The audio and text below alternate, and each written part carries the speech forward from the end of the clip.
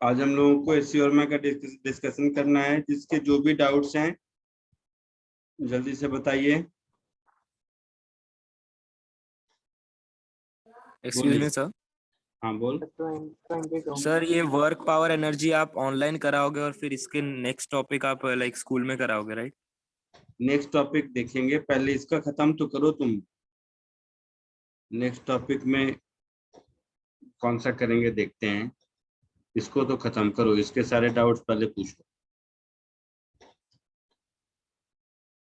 Sir 22 में doubt है। क्या बोल रहे हो? सर 22 में डाउट है। हाँ बोलते चलो ना, सारे बोलते चलो, मैं सब लिख लेता हूँ। 22 सुना मैं, और सर 41। 41 ओके, और 43। 43 43 और 50। 50 और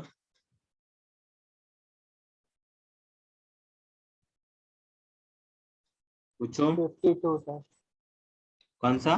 52 52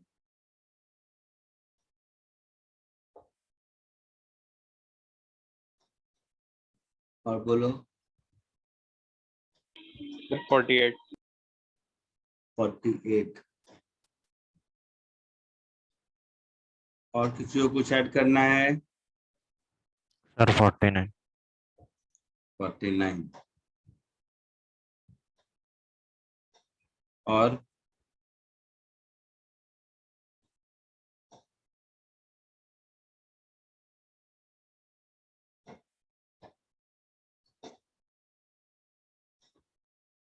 बोलो, और किसी को कुछ ऐड करना है या हो गया? 54। 54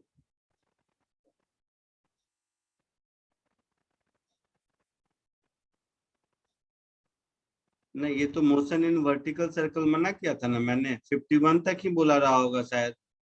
हाँ सर। और motion in vertical circle circular motion का है।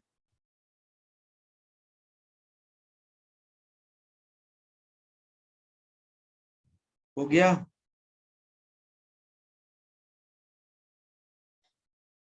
सर 40 40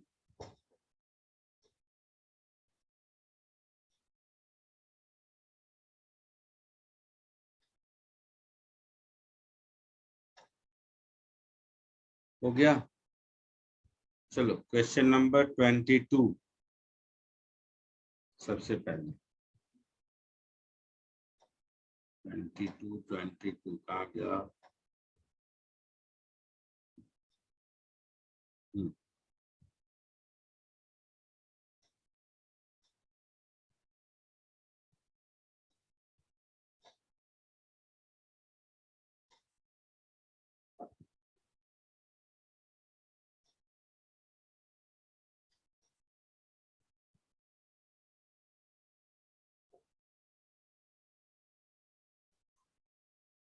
देखो, in 200 meter freestyle women swimming gold medal at Seoul Olympic 1998 went to, जो भी नाम है, Friedrich hike, Friedrich whatever, of East Germany, when she set a new Olympic record of 1 minute 57.56 seconds.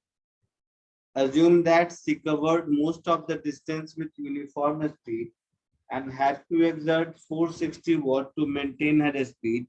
Calculate the average force of resistance by the water during the swim. तो देखो, अगर ये कोई swimming कर रहा है इधर की ओर राइट डायरेक्शन में v स्पीड से, इसका मतलब क्या है कि रेजिस्टेंस फोर्स इधर लगेगा, है ना?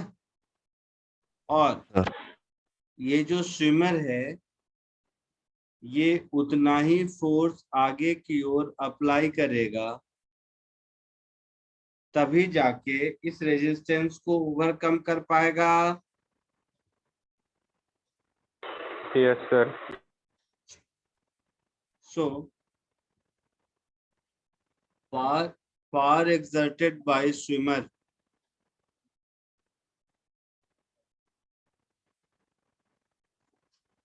ये क्या होगा, अप्लाइड फोर्स इंटू वी, बताया था, power is force into velocity. हाँ sir. So 460 is equal to applied force. Applied force और रेजिस्टेंस फोर्स इक्वल होगा into velocity.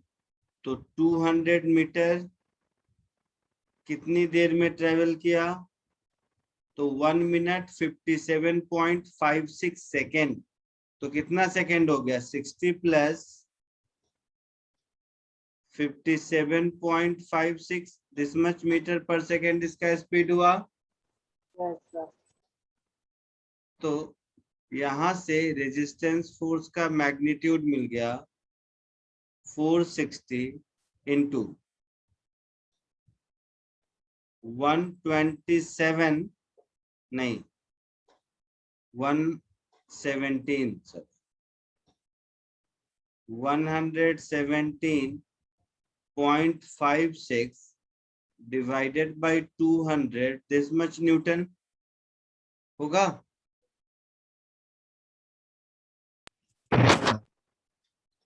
So 2.3 into 117.56 Newton. देखो तो मल्टीप्लाई करके क्या आता है,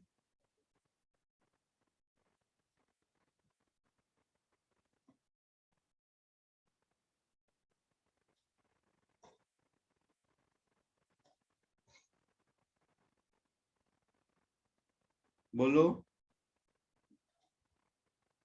सर 270 आता है, सही है।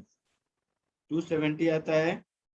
हाँ मतलब सर डेसिमल्स में आता है और भी 0.36 से कुछ करके, बट पीछे सर 270 दिया है।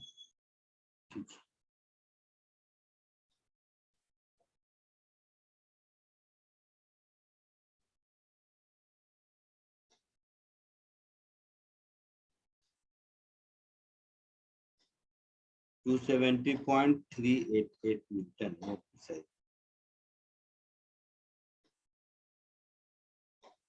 कोई डाउट किसी को, किसी को ये समझने में कोई दिक्कत है? No sir. 22 के बाद 40 कॉपी करो तुम लोग, तो तक मैं 40 देखूं।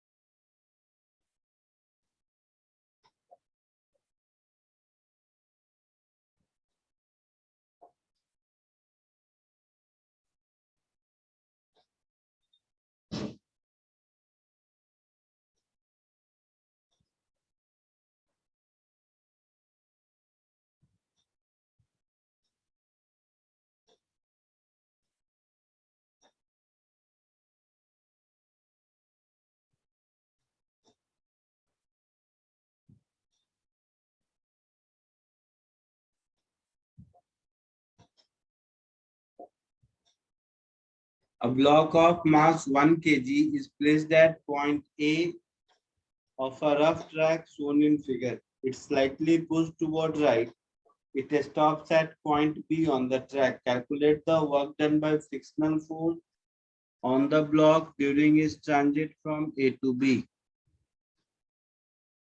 तो बहुत आसान है। यहाँ पर इसकी वेलोसिटी 0 है और यहाँ पर भी इसकी वेलोसिटी 0 है ऐसा? बोलो। Yes, sir. Yes sir.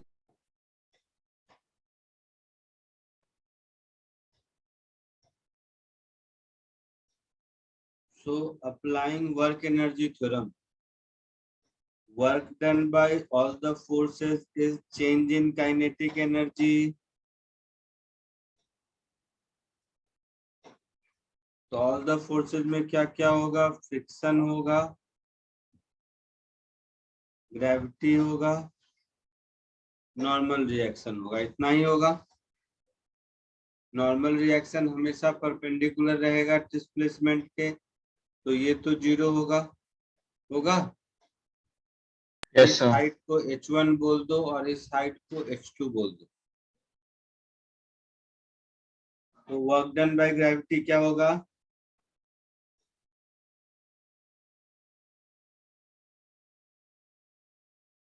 बोलो, mg(h1 - h2) होगा, plus work done by friction, this is equal to 0। So work done by friction is minus of mg(h1 - h2), ऐसा कुछ होगा।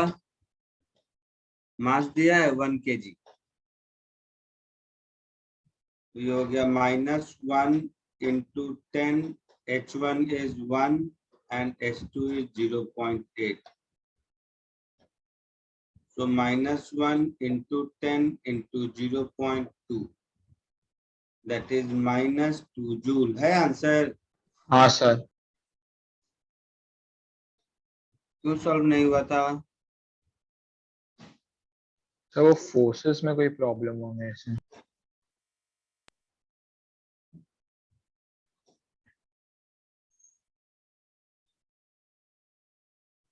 40 के बाद 41 लिख लिया सबने या कोई लिख रहा है? सर एक सेकेंड।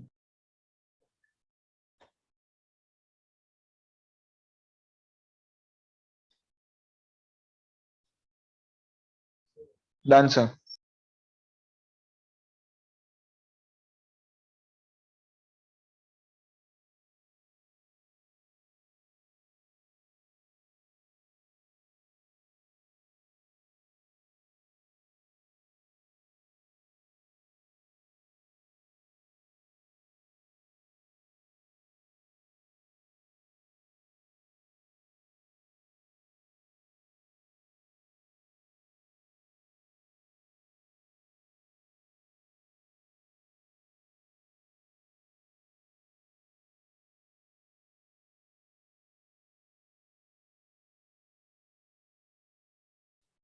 हो गया, आगे बढ़े। हाँ सर। So 40 के बाद 41,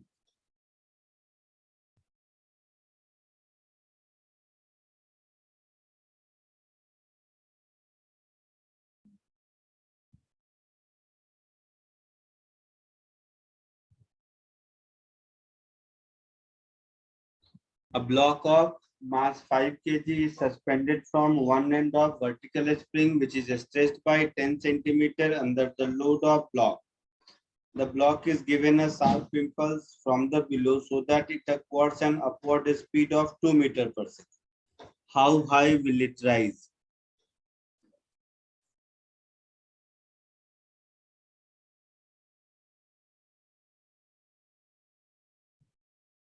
So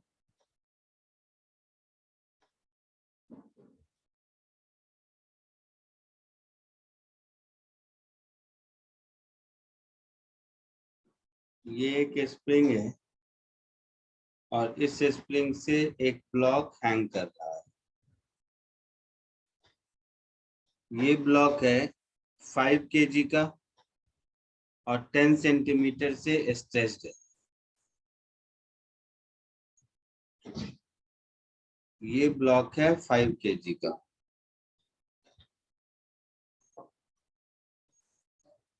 मतलब इधर 50 न्यूटन लग रहा होगा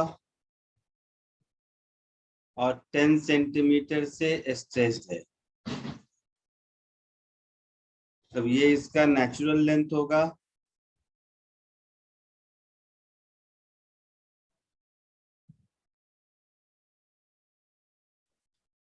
और ये 10 सेंटीमीटर है ऐसा। तो यहां से k की वैल्यू मिल जाएगी तुम्हें।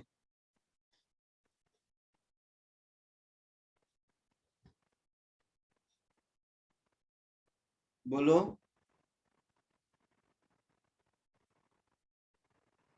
Yes, sir. So kx is equal to 50. So K into 10 centimeter, that is 10 upon 100, this is 50. So K is 500 Newton per meter. होगा ऐसा? Yes, sir. अब इस मोमेंट पर इसको अपवर्ड डायरेक्शन में वेलोसिटी कुछ मिली, तो मान लो कि ये यहाँ पर जाके रुक गया,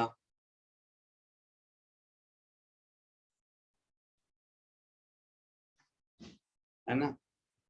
तो यहाँ पे जाके रुक गया, मतलब ये मान लो h है, तो यही पूछा है how high will it rise, यही है ना?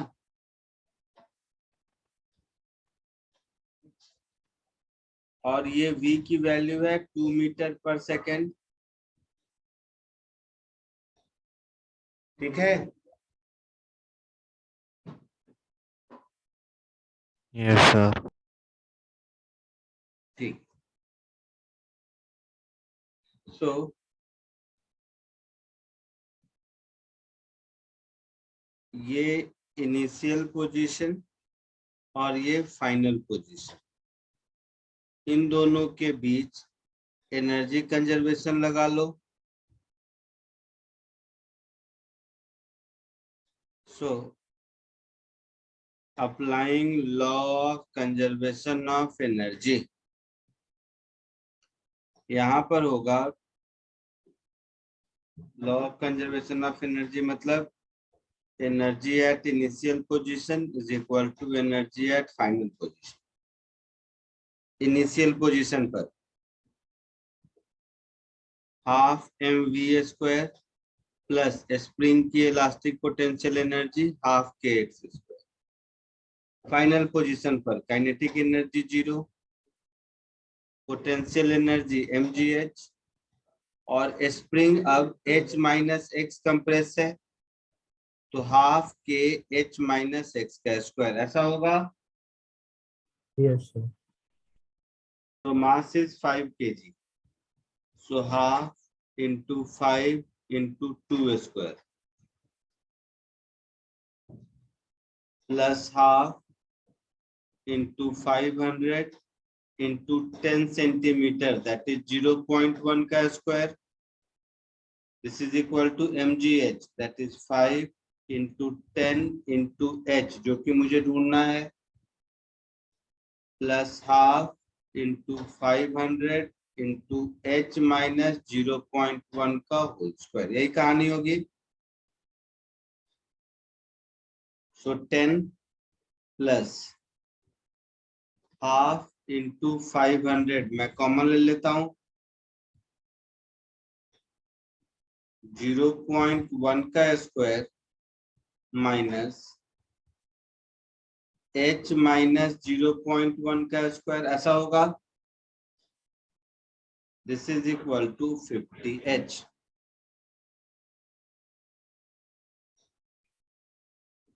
सो 10 plus 250, a square minus b square, a plus b into a minus b, समझ रहे हो? Yes, sir. So a plus b में h हो जाएगा, Yes, sir.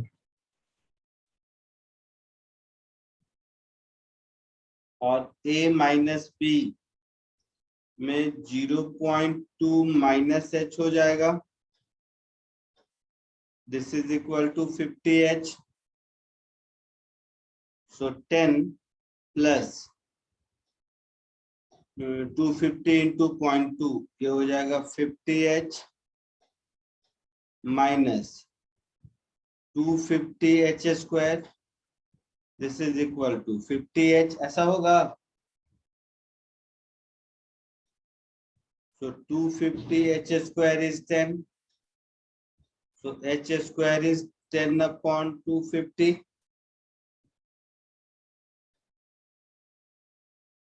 So h is under root 10 upon 250 meter. that is 1/5 meter, that is 20 centimeter. ऐसा है answer?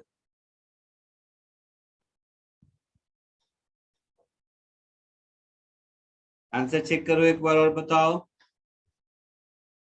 Yes, sir.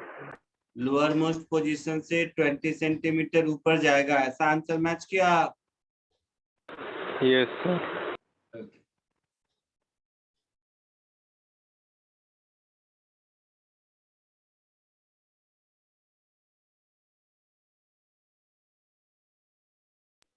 Sir. बोलो। Sir वो फाइनल पॉइंट पे हाफ के H minus x square, sir वो स्प्रिंग का है ना? हाँ, स्प्रिंग कंप्रेशन में होगा H माइनस एक्स, तो स्प्रिंग की Yes, sir. Elastic potential energy. Okay, sir. Sir direct v square by 2g भी कर सकते हैं ना? नहीं, यूएल स्क्वायर बाई 2g तो तब करते हैं जब केवल ग्रेविटेशन हो, स्प्रिंग भी तो फोर्स लगा रहा होगा। Okay sir. स्प्रिंग नहीं रहता, बॉल को यूएल स्पीड से थ्रो करते तो बात अलग थी। स्प्रिंग का भी तो फोर्स होगा, तो यूएल स्क्वायर बाई 2g नहीं चलेगा।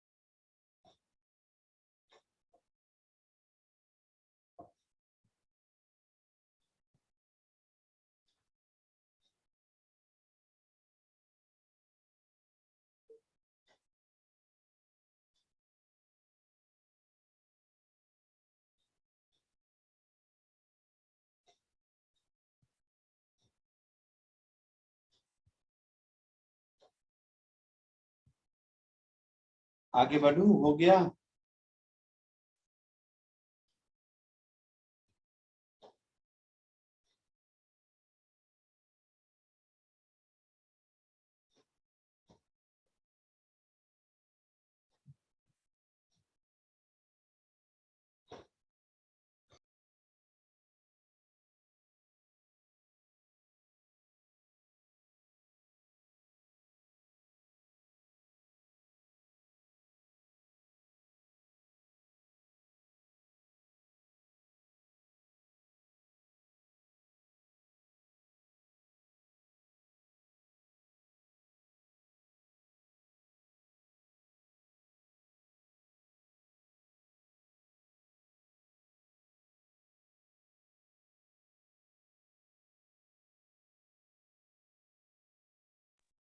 आगे बढ़ू, हो गया?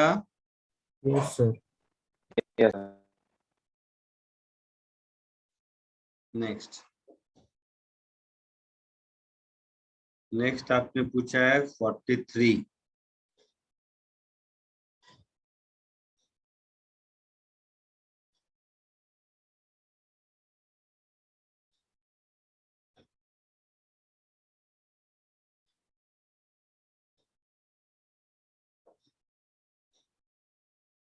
कर लो एक बार क्वेश्चन तुम लोग।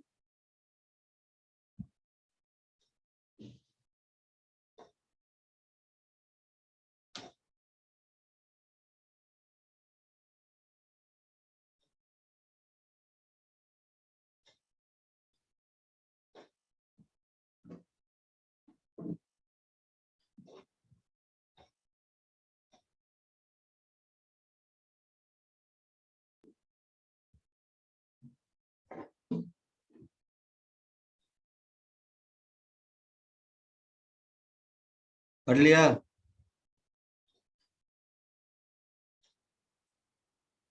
Yes sir. तो देखो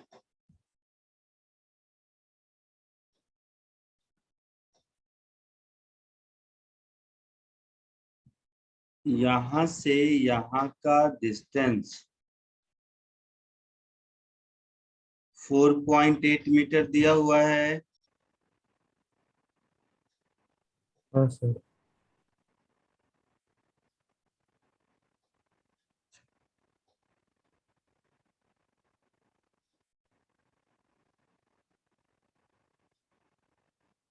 The block compresses the spring by 20 centimeter.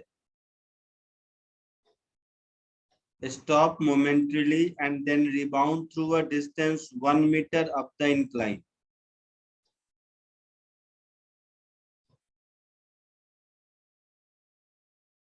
मतलब यहां तक 20 सेंटीमीटर और ऐड कर देंगे, मतलब 0.2 मीटर। यहाँ पर इसके पास वेलोसिटी 0 हो गई है ना। Yes sir.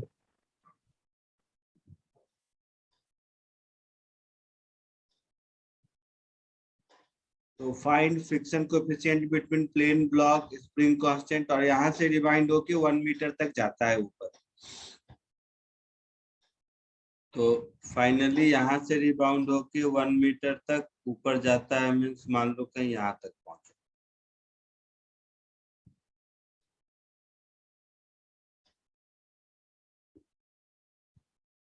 तो ऐसे समझो, ए से स्टार्ट किया, ए से बी पहुंचा और बी से सी पहुंचा, यही कहानी हुई है। Yes sir. ए से बी पहुंचा और बी से फिर सी पहुंचा और यहाँ पे जाके रुका, ऐसा कुछ है। तो यहाँ पर वेलोसिटी 0 है, यहाँ पर भी वेलोसिटी 0 है और यहाँ पर भी वेलोसिटी 0। तो सबसे पहले, और मास दे रखा है कितना, 2 kg। तो ये मास है 2 kg और इसमें फ्रिक्शन भी है।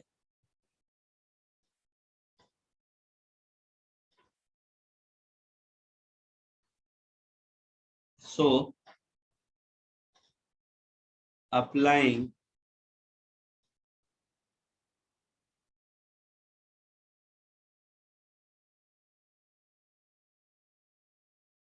Work energy theorem between A and C, ठीक है, ए और सी के बीच वर्क एनर्जी थ्योरम लगाते हैं।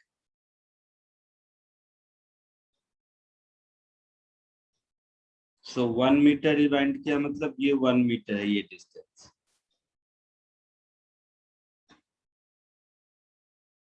है ना।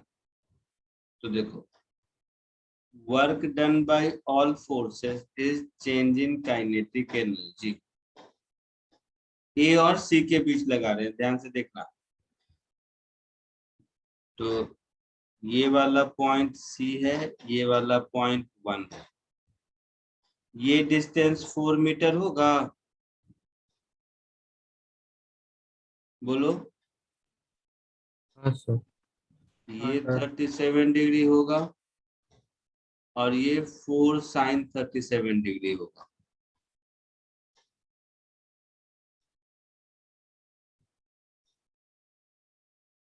तो work done by all forces में work done by gravity, work done by spring, work done by friction, work done by normal reaction, ये सब 0 हो गया। तो ग्रेविटी के कारण इनिशियली यहाँ था, फाइनली यहाँ है। तो work done by gravity mg into 4 sin 37 degree होगा। वर्क डन बाय स्प्रिंग 0 होगा, पहले नेचुरल लेंथ पर था, अभी नेचुरल लेंथ पर है ना। Yes sir. Work done by friction, तो देखो टोटल कितना डिस्टेंस ट्रेवल किया, तो 5 + 1 6 मीटर, और फ्रिक्शन हमेशा अपोज कर रहा होगा, तो mu mg cos 37 degree into 6 metre with minus sine, ये वर्क डन बाय फ्रिक्शन हुआ, work done by normal reaction 0, so 0। समझ आया कुछ? सर स्प्रिंग का जीरो कैसा है बताओ। क्या? सर स्प्रिंग का जीरो कैसा है वो एक बार बताओ। तो स्प्रिंग पहले भी नेचुरल लेंथ पर था और बाद में भी नेचुरल लेंथ पर है ना? Yes sir.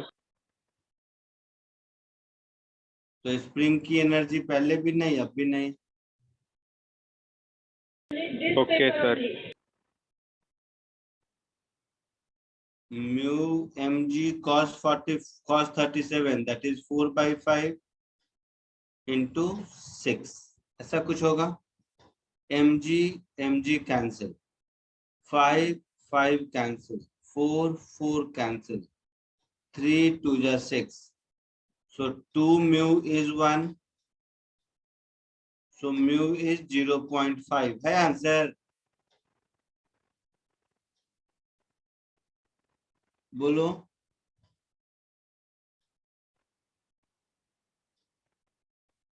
हाँ चेक सर। करके बताओ।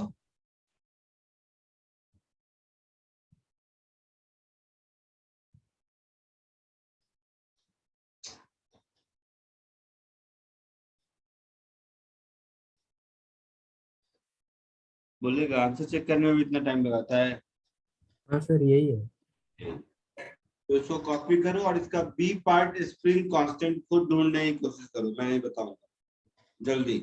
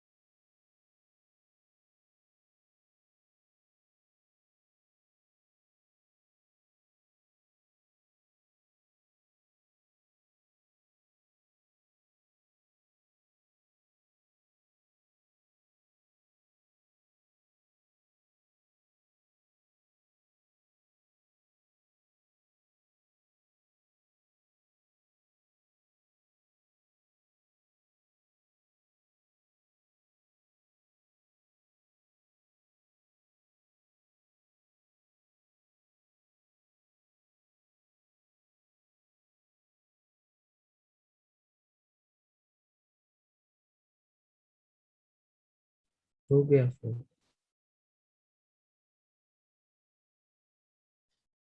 बी पार्ट का आया answer?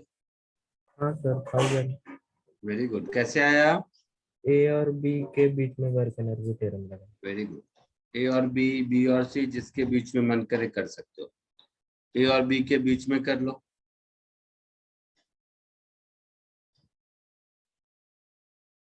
So applying work energy theorem,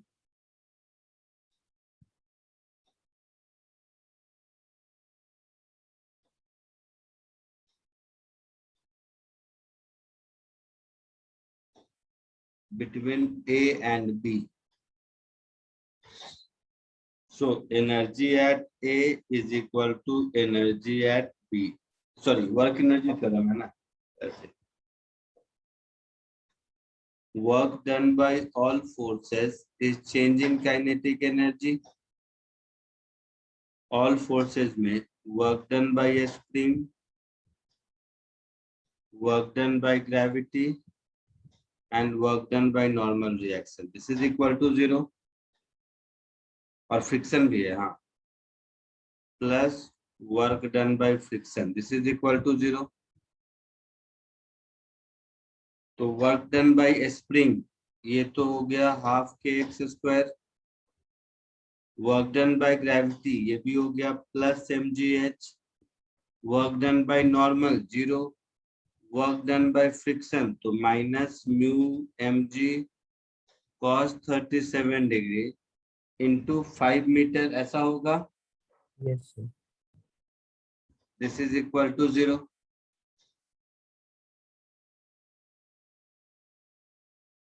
So half kx square plus mgh is mu mg into 5 cos 37 4/5. Mu का वैल्यू 0.5 पुट कर दोगे तो 0.5 इंटू 4 2, दैट इज ये हो जाएगा 2 mg. यहाँ पर mgh, h की वैल्यू कितनी है? 5 sin 37 3 होगा. और ये हाफ के का नहीं पता, बट x है शायद 0.2 मीटर. Yes sir. साइन 37 3/5 होता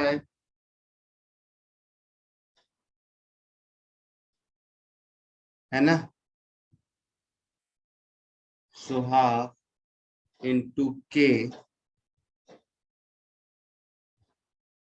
हाफ इंटू के इंटू 0.2 इंटू 0.2.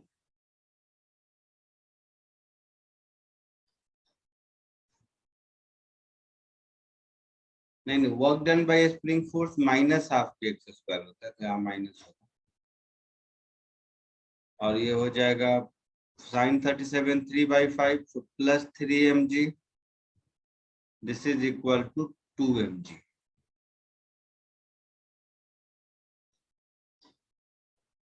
ये होगा माइनस 0.02 के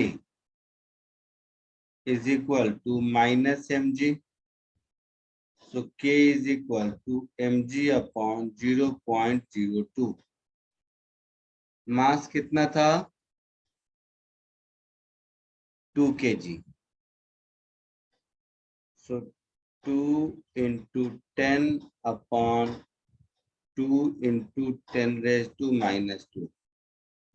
तो ये हो गया 10 raised to 3. That is 1000 Newton पर मीटर. ये कुछ आंसर होगा. देखो है आंसर. Yes sir.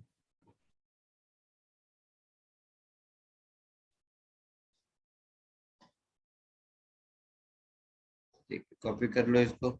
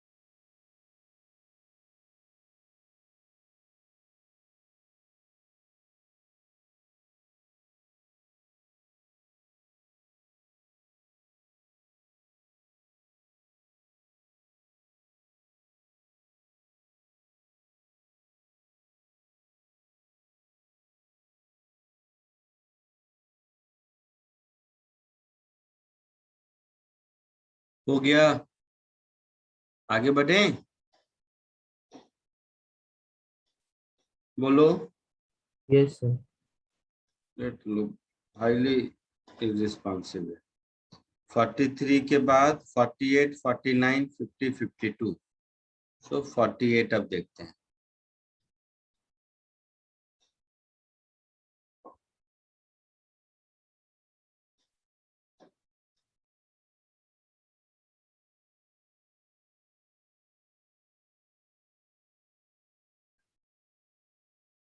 एकदम चिंदी चिंदी क्वेश्चन पूछता है तुम लोग।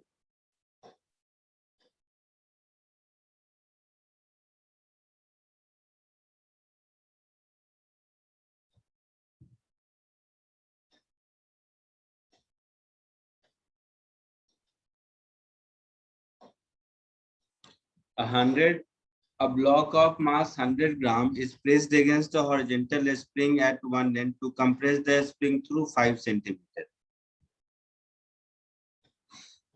तो इसको यहाँ 5 सेंटीमीटर कंप्रेस करके रिलीज किया। स्प्रिंग कांस्टेंट दिया हुआ है 100 न्यूटन पर मीटर। ब्लॉक मूव्स हॉरिजेंटली, तो जब इससे छूट जाएगा तो यहाँ पर इसको कुछ वेलोसिटी भी मिलेगी जिससे ये यहाँ गिर गया।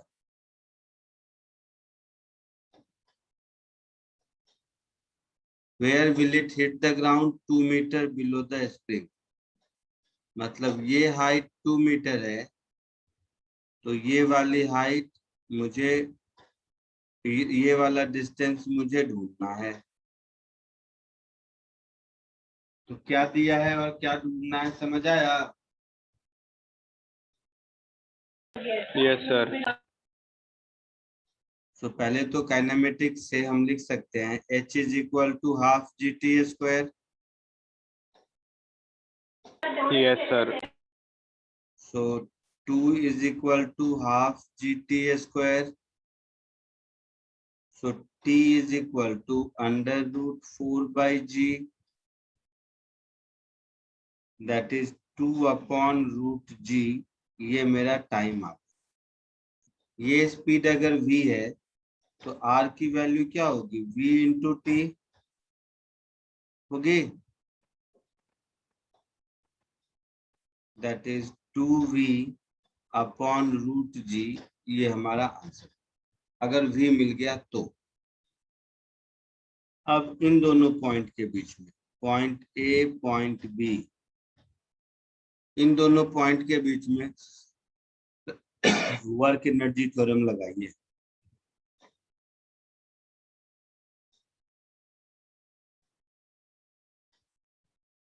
So applying work energy theorem between A and B. So work done by a spring, work done by gravity, work done by normal reaction, this is equal to half mv square minus 0। ऐसा होगा। Spring का work done minus half kx square, gravity का 0 और normal reaction का भी 0। This is equal to final minus initial, that is half mv square. अच्छा, यहाँ पर work done by spring plus half mv square होगा, क्योंकि स्प्रिंग पुश इधर कर रहा है और वेलो जा भी इधर रहा है। समझ रहे हो, है ना? Yes sir. सो हाँ, k है शायद 100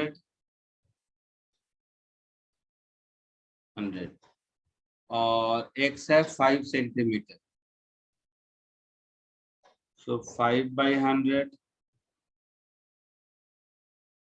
this is equal to half mv square. Mass है 100 gram, that is 100 upon 1000 into v square. तो ये 100 गया, ये 2 गया, ये हो गया 25/10⁻⁴ is equal to V²/10⁻⁴. So V is √25/10, that is 5/√10 metre पर सेकेंड. इस V को अगर हम यहाँ सब्स्टिट्यूट कर दें तो हमारा काम चलेगा, है ना? Yes, sir. So required R ये कितना था देखो, तो 2V/√g था. सो 2/√g into V, that is 5/√10. So 10/10, that is 1 metre. Answer है ऐसा.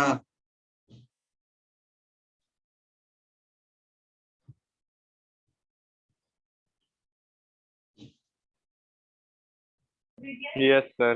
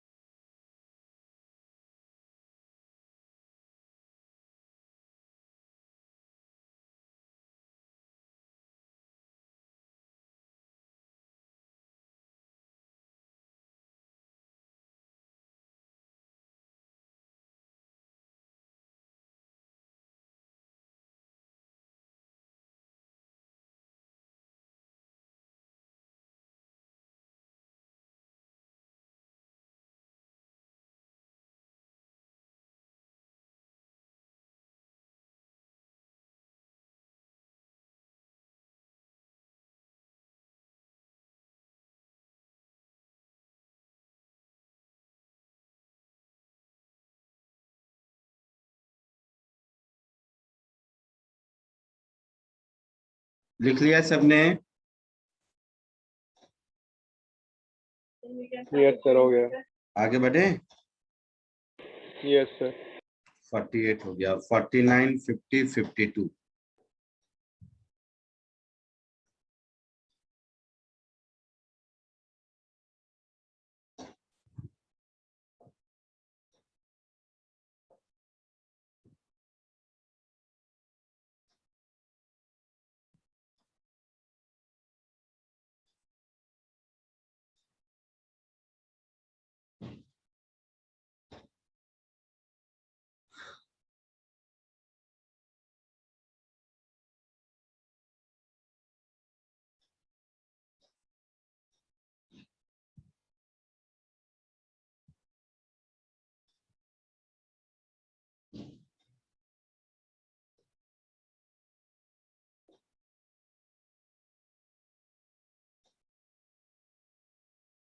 Okay. 49 देखो. Very heavy block is attached to a lower end of a light rod length L.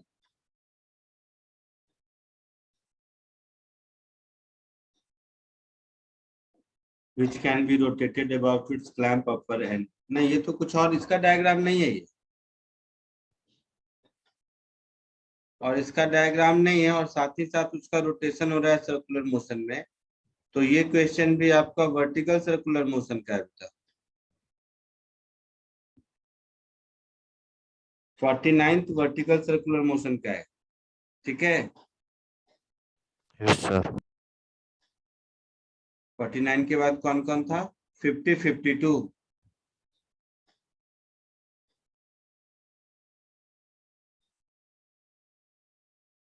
कौन था 49 के बाद? 50, 52। 50 देखो।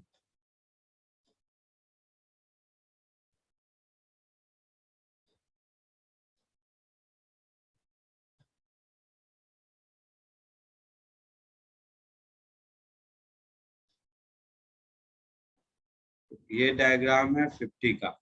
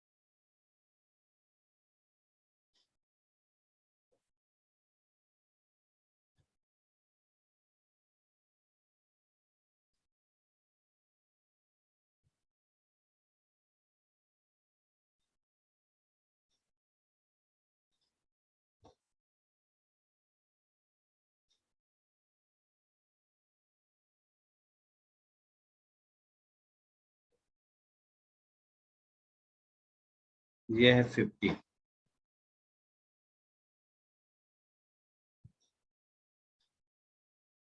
देखो, figure shows two block A and B each having mass 320 gram is connected by light string passing over a smooth light pulley.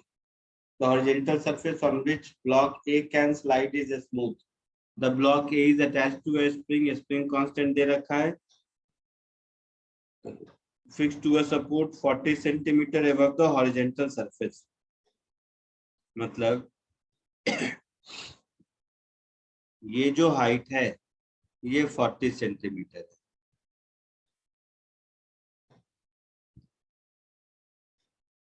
Initially, spring find velocity of block A at the instant it breaks off the surface below it. तो क्या होगा, थोड़ी देर के बाद ये spring ऐसा हो जाएगा, तो ये स्प्रिंग ऐसा हो जाएगा, तो ये जो स्प्रिंग फोर्स है,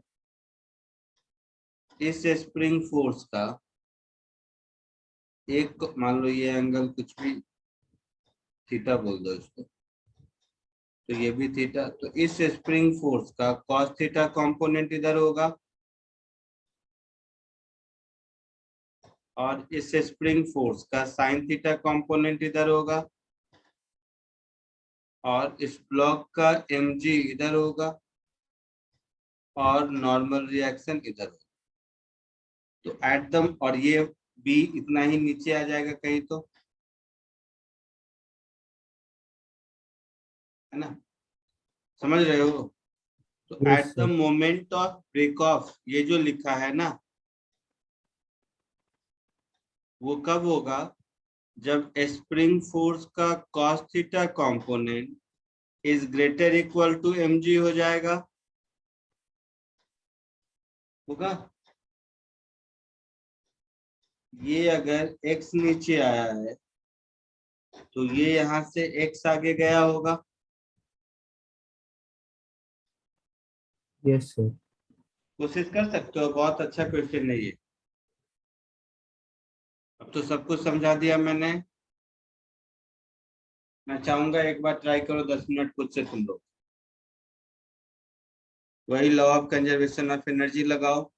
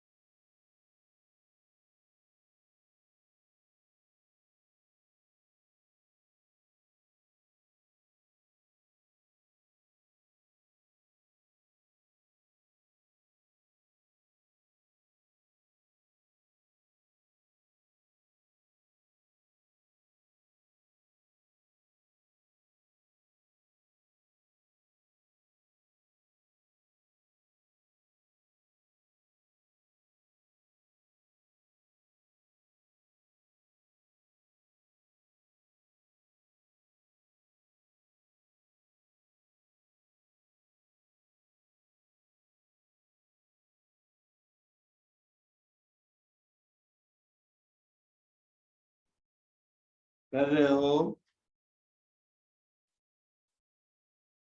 हाँ सर।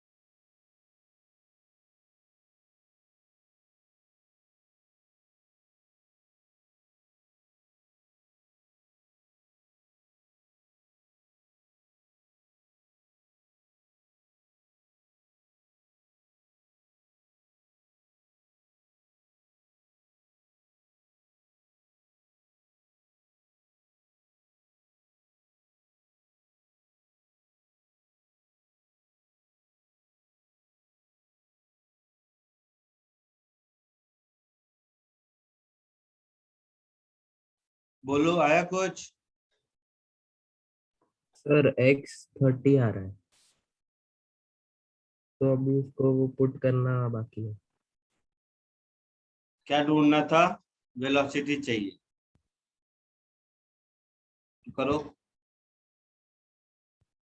इस x को मान लो मैं h कह देता हूँ, h इसलिए क्योंकि स्प्रिंग फोर्स पे फिर लिखूंगा। ये 40 सेंटीमीटर, तो स्प्रिंग में कुछ एक्सटेंशन हुआ होगा, तो let it be 40 plus x। ठीक है,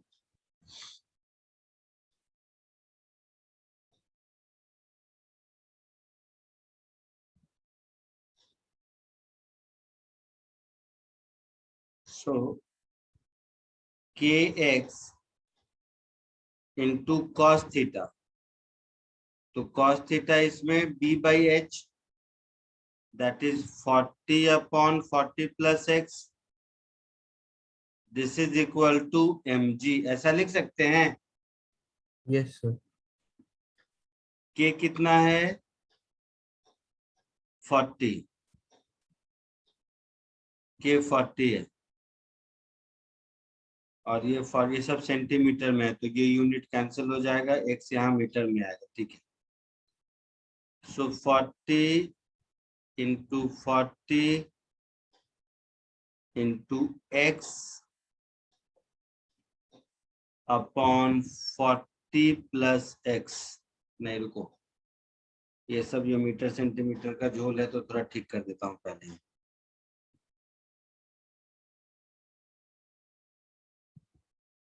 ये x हमने सेंटीमीटर में लिया है, तो 40 न्यूटन पर मीटर को हम लोग ऐसा लिख सकते हैं,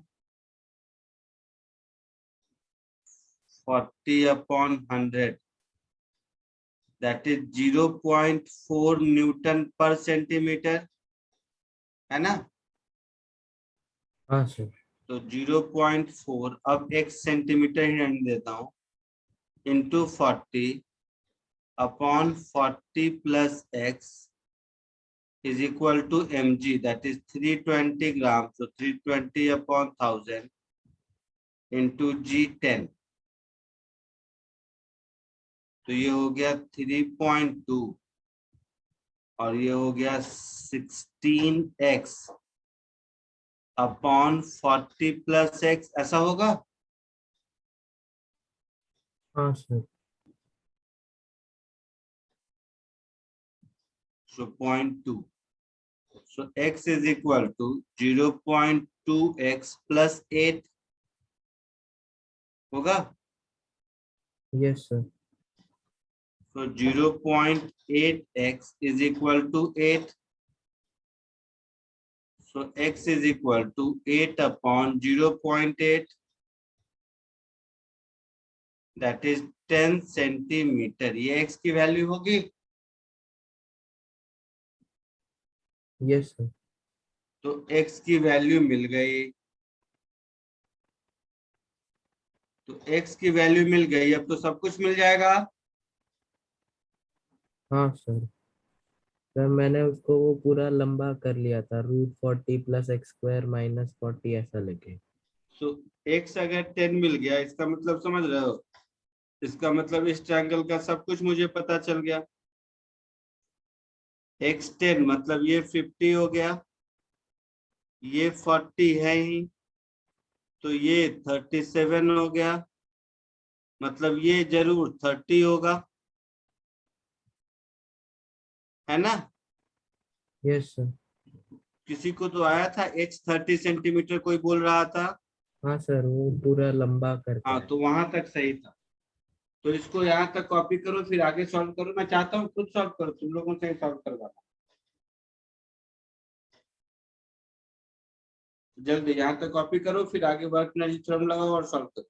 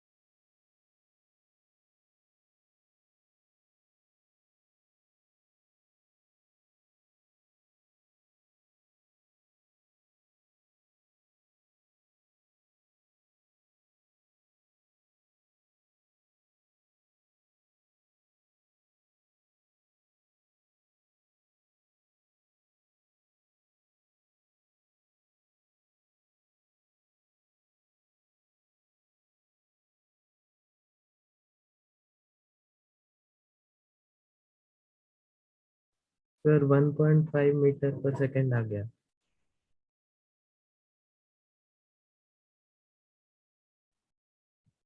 मैच किया answer? Yes sir. Very good. चलो तो मैं कर देता हूँ, किसी का आ गया तो अब आगे देखो। सो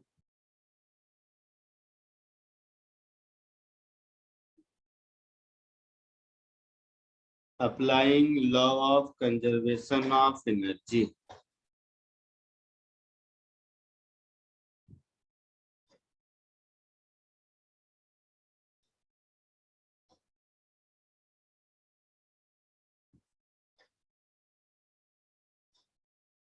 Initial energy of the system is equal to final energy of the system. तो इनिशियली दोनों रेस्ट पर था और फाइनल से h हाइट ऊपर स्मॉल m था, तो इनिशियल एनर्जी में mgh लिखूंगा, फाइनल एनर्जी में हाफ के एक्स स्क्वायर लिखूंगा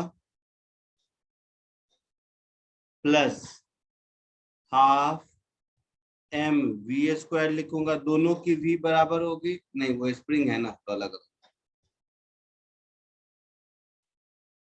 ऐसा लिखेंगे। बोलो। Yes sir.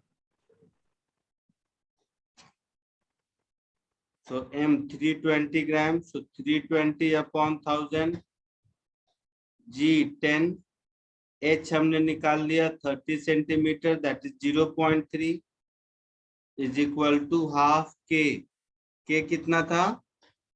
40। 40 न्यूटन पर मीटर, तो 40 रहने दो। x 10 सेंटीमीटर आया है, मतलब 0.1 का square plus half m that is 320 upon 1000 into v square, यही v ढूंढना है, होगा। Yes sir. So 3.2 into 0.3 is equal to 0.2 plus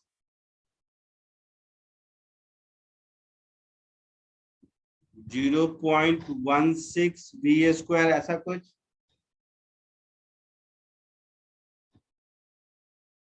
बोलो। So 0.96 is equal to 0.2 plus 0.16 v square. So 0.16 v square is 0.76, होगा ऐसा। Yes sir. So v is under root 76 upon 16, है ना? हाँ सर। तो ये कितना आएगा बताओ?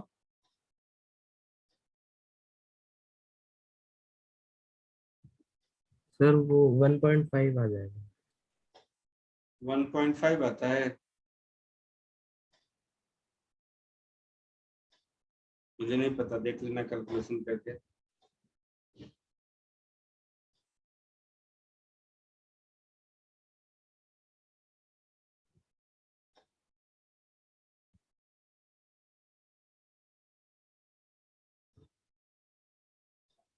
अच्छा, इसमें एक चीज गलती की है मैंने, दोनों ब्लॉक के पास वेलोसिटी होगी ना,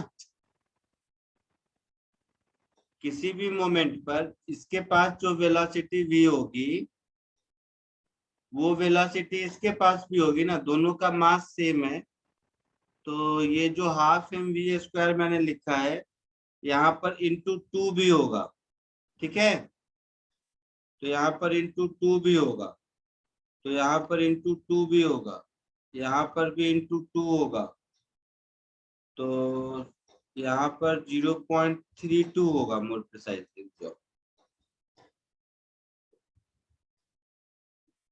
सर इनिशियल एनर्जी में mgh है, वो मतलब वो किसका है? नीचे वाला जो ब्लॉक है, नीचे वाला जो ब्लॉक है वो इनिशियली h हाइट ऊपर था ना,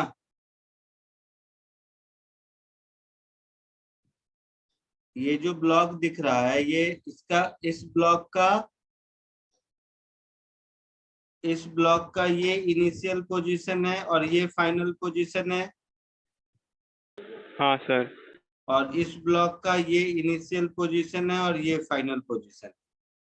तो इसमें इनिशियल पोटेंशियल एनर्जी फाइनल से mgh ज्यादा है और इसका तो दोनों में सेम है। चमका कोच? हाँ यस सर, समझा समझा। जल्दी कॉपी कर लो।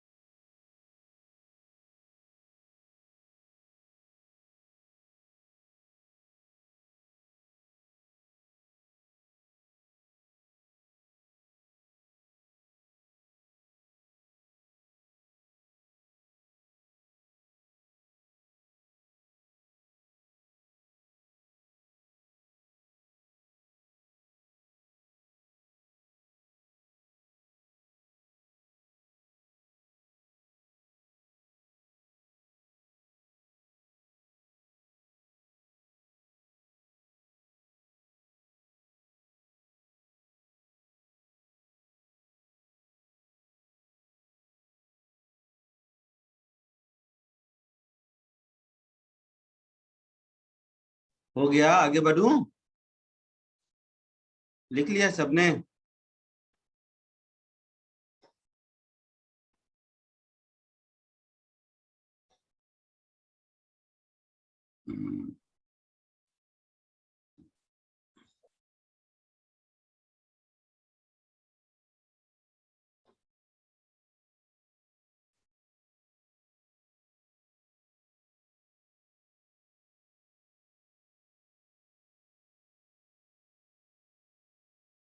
बोलोगे?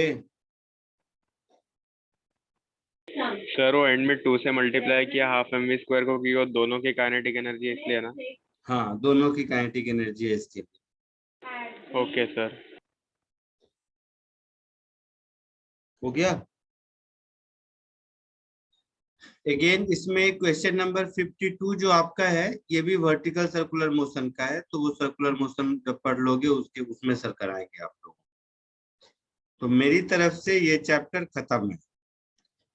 अभी टाइम है तो कुछ एक्स्ट्रा 2-4 क्वेश्चन मैं और आपको करा देता हूँ, ठीक है। जैसे okay sir. Conservative non conservative force पे कितने क्वेश्चन कराए थे?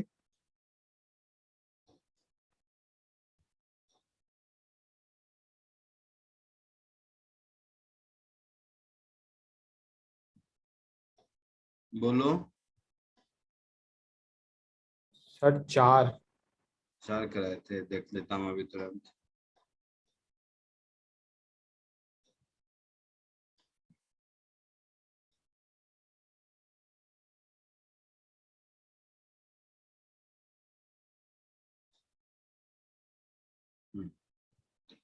तो चलो थोड़ा कंजर्वेटिव नॉन कंजर्वेटिव पे कुछ नई चीज सिखा देता हूँ जो मैंने जानबूझ के ऐसे नहीं सिखाया था, सिलेबस के स्कोप से बाहर। तो कुछ एडिशनल पॉइंट भी सिखा देता हूँ और उसके थ्रू एक आध प्रॉब्लम भी सिखा देता हूँ। जैसे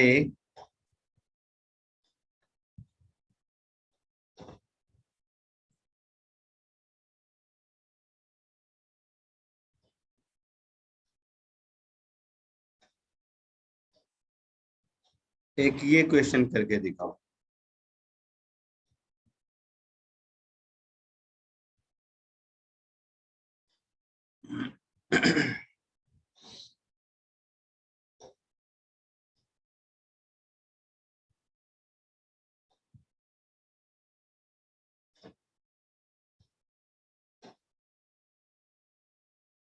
दिख रहा है?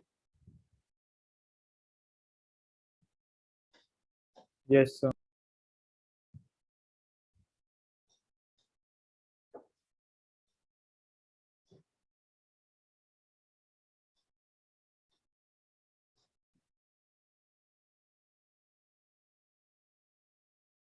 जल्दी होता, 2 मिनट का काम है।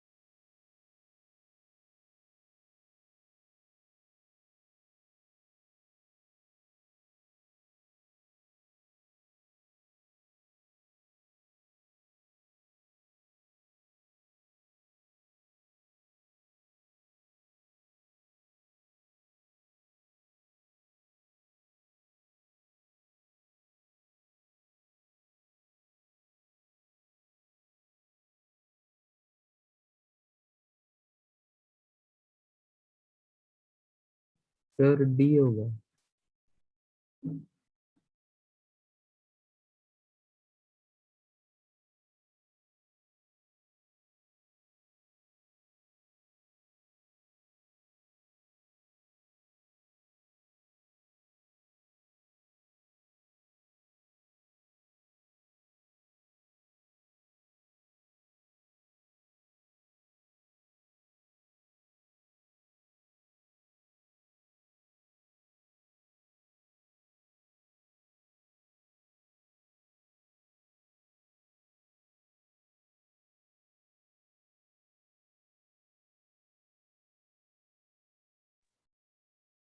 हो गया? Sir D. जैसे इसमें तो ये कांस्टेंट फोर्स है ना। तो कांस्टेंट फोर्स हमेशा कंजर्वेटिव होता है, बताया था। हाँ सर। इन दोनों को देखोगे तो इन दोनों का integral f x d x plus f y d y, f x x का फंक्शन है, वाई समझ रहे हो ना? जैसे इसका वर्क डन निकालोगे तो क्या होगा, integral 4x dx plus integral 3y dy केवल इनिशियल फाइनल पोजीशन पर डिपेंड करेगा। सिमिलरली इसका भी करोगे तो 3x² dx plus 4y² dy का इंटीग्रल, तो इन सब में केवल इनिशियल और फाइनल पोजीशन में इंटीग्रेट करने से मिल जाएगा, तो ये भी कंजर्वेटिव फोर्स है। बट जब इसका वर्क डन कैलकुलेट करने जाओगे तो इसका वर्क डन में आई कैप के साथ y² है, सो y² dx plus x² dy। इसको कैलकुलेट करने के लिए path taken by the object needed है। हाँ sir. So path taken by the object y as a function of x is needed। तो ये तो आपका हो गया नॉन कंजर्वेटिव फोर्स, है ना? हाँ सर। तो इसमें तो केवल आई जे है। इन जनरल एक चीज बता देता हूं, कोई भी फोर्स दुनिया में कभी भी फोर्स का इक्वेशन देखोगे, कुछ भी something I cap plus something J cap plus something के cap is conservative।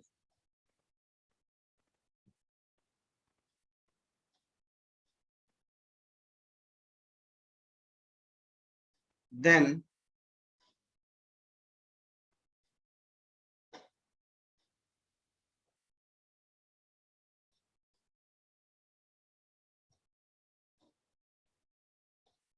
I J K del upon del x del upon del y del upon del z fx fy fz, this should be equal to 0। मतलब क्या हुआ इसका? इसका मतलब ये हुआ कि del by del x of F Y minus del by del Y of F x i cap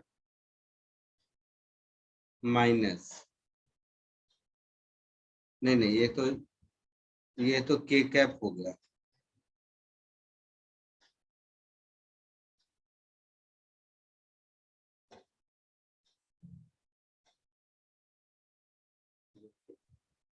ठीक कर देता हूँ, आई लिया ना तो एफ जेड वाई, तो del by del Y of F Z minus del by del Z of F Y I cap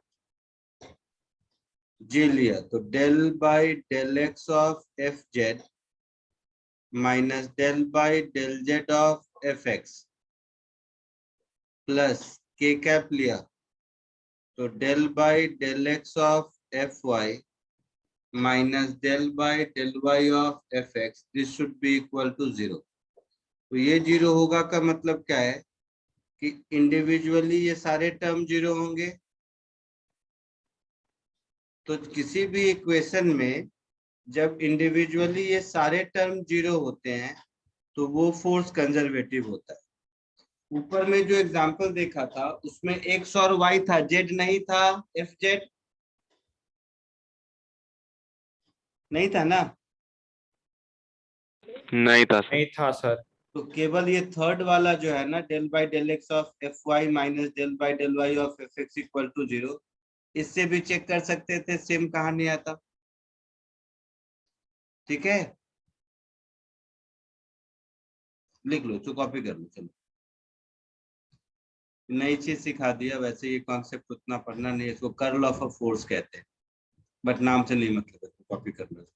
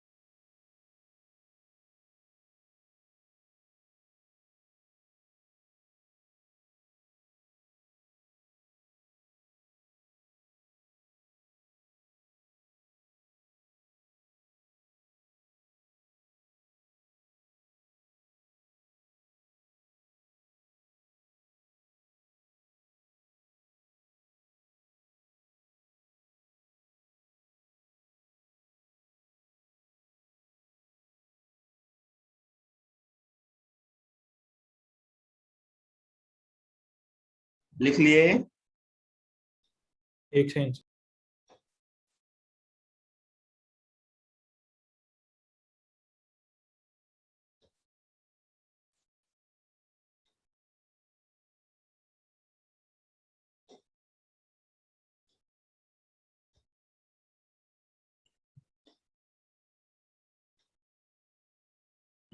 answer.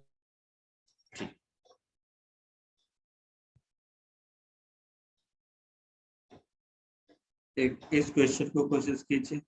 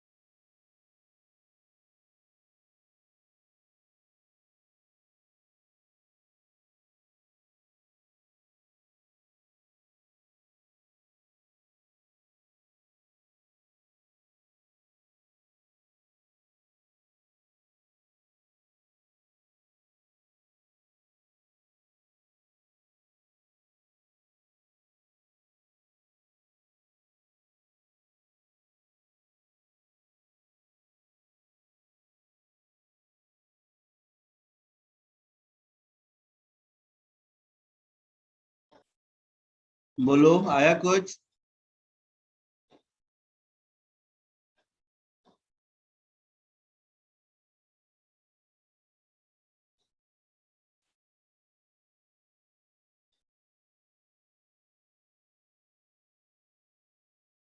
आया कुछ?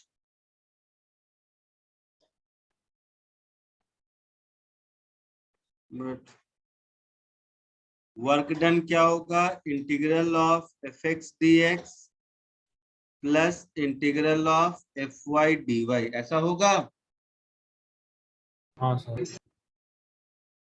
सो integral of x Y square d x plus Y x square d y, ऐसा होगा। यहाँ के बाद लग रहा होगा कि इंटीग्रेशन कैसे हो।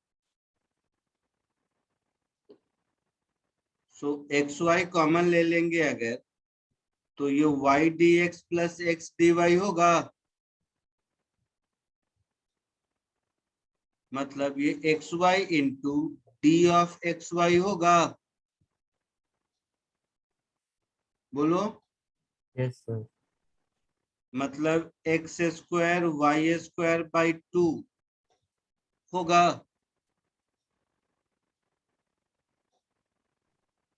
जीरो जीरो से 4,0, तो लिमिट ऑफ इंटीग्रेशन 0 से 4,0, तो x इंटू वाई करोगे 0 ही होगा। सो 0 answer, answer will be D. Sir हाँ, सर ये सेकंड लास्ट स्टेप से नहीं समझा, थर्ड लास्ट स्टेप से। क्या नहीं समझा? सर ये dxy कैसे की? यही पिछले उस लेक्चर में भी नहीं मिला होगा, उसमें भी एक क्वेश्चन कराया था, देखो तुम्हारे सामने है, अभी दिखाता हूँ।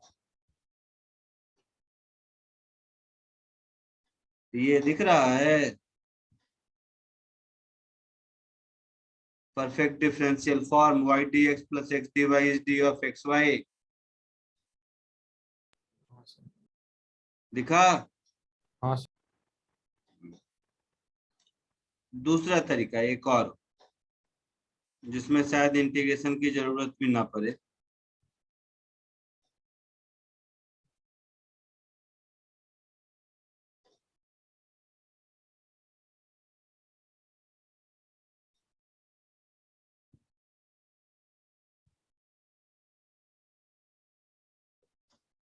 फोर्स का इक्वेशन क्या है?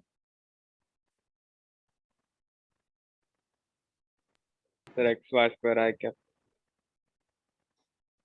X Y square I cap plus Y x square J cap, ऐसा है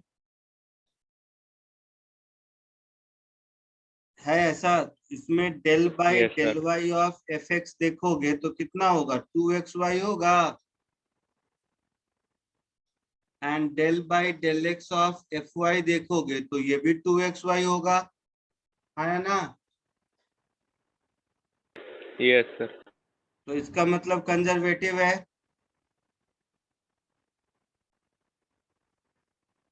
हाँ सर। अब जैसे ही पता चल गया कंजर्वेटिव है, इसका मतलब है पाथ इंडिपेंडेंट है। हाँ sir. That is, work done is